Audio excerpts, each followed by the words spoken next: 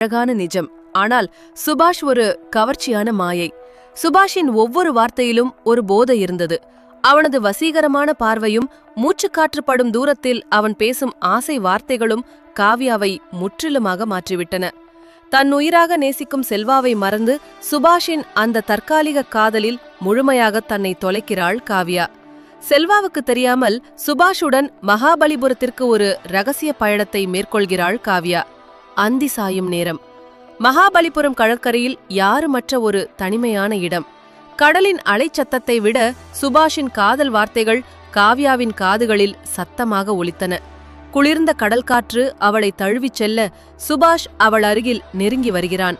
அவனது கைகள் காவ்யாவின் விரல்களை மென்மையாக பற்றிக்கொள்ள அந்த தனிமையும் அவன் காட்டும் பொய்க் காதலும் அவளை ஏதோ ஒரு மாய உலகத்திற்கு அழைத்துச் சென்றது. உலகத்தையே மறந்து அவன் தோளில் சாய்ந்து அந்த மயக்கத்தில் திளைக்கிறாள் காவ்யா. காதல் போதையில் கடற்கரையில் நனைந்து விளையாடத் தொடங்குகிறாள் காவ்யா. தண்ணீர் அவளது கணுக்காலை தொட்டுச் செல்ல அந்த ரம்மியமான சூழலை ரசித்துக் கொண்டே கொஞ்சம் ஆழத்திற்குச் செல்கிறாள். அப்போது யாருமே எதிர்பாராத விதமாக ஒரு ராட்சச அலை ஆக்ரோஷமாக வந்து அவளை வாரி சுருட்டி கடலுக்குள் இழுக்கிறது.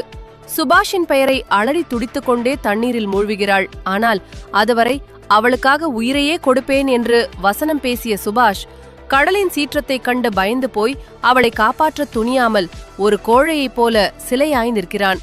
காவ்யா மூச்சு திணறி மரணத்தின் விளிம்பிற்குச் செல்லும் அந்த நொடி அங்கே தற்செயலாக வந்த அருண் என்ற மருத்துவ மாணவன் இதை பார்க்கிறான்.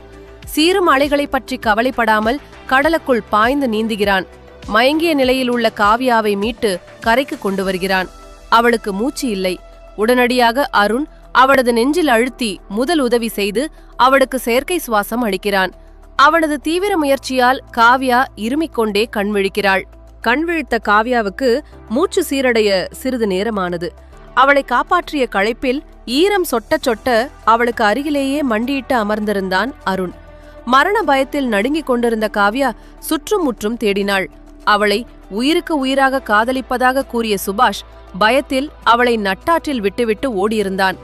குளிரிலும் பயத்திலும் நடுங்கிய காவ்யாவை பார்த்த அருண் தயங்காமல் தனது சட்டையை கழற்றி அவள் மீது போர்த்தி அவளுக்கு தன் கதகதப்பை தருகிறான். அந்த நொடி அவளது கண்களை நேராக பார்க்கிறாள் காவ்யா. அந்த பார்வையில் எந்த போலித்தனமும் இல்லை. மாறாக ஒரு பெண்ணை பாதுகாக்கும் உண்மையான ஆண்மையும் ஆழமான அக்கறையும் மட்டுமே தெரிந்தன. குளிர்ந்த கடல் காற்றும் இருட்டிக் கொண்டு வரும் மாலையும் அந்த தனிமையான கடற்கரையை மேலும் ரம்மியமாக்கியது.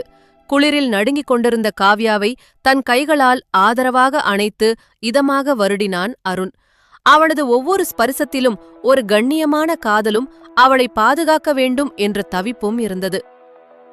அருணின் அந்த சூடான அரவணைப்பு காவ்யாவின் மனதிற்குள் இருந்த பயத்தை முற்றிலுமாக நீக்கியது. மெல்ல தன் முகத்தை உயர்த்தி அருணின் கண்களை நேராக பார்த்தாள். அந்த பார்வையில் 1000 வார்த்தைகள் பரிமாறப்பட்டன. அவனது விரல்கள் மெதுவாகச் சென்று அருணின் கன்னங்களை தொட்டு வருடின. அவனது ஈரம் படிந்த தலைமுடியில் தன் விரல்களை கோதி அவனை தன்னுள் நெருக்கமாக ஈர்த்தாள். மரணத்தின் விளிம்பிலிருந்து தன்னை மீட்டெடுத்த அருணின் கைகளை தன் நெஞ்சோடு சேர்த்து வைத்து மென்மையாக முத்தமிட்டாள் காவ்யா. இருவரின் மூச்சுக்காற்றும் ஒன்றோடு ஒன்று உரசும் அளவிற்கு நெருக்கம்.